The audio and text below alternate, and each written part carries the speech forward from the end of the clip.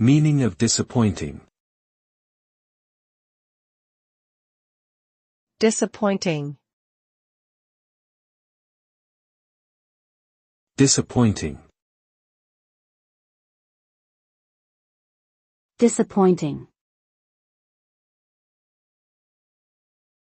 Disappointing.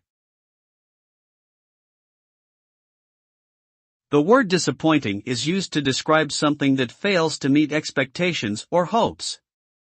It conveys a sense of dissatisfaction and a feeling of letdown. When something is disappointing, it does not live up to the standards that were set for it, and it leaves the person experiencing it feeling unsatisfied or unhappy.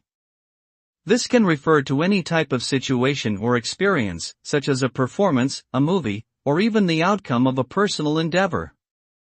A disappointing result is one that falls short of what was expected or desired, leaving the individual feeling underwhelmed or frustrated.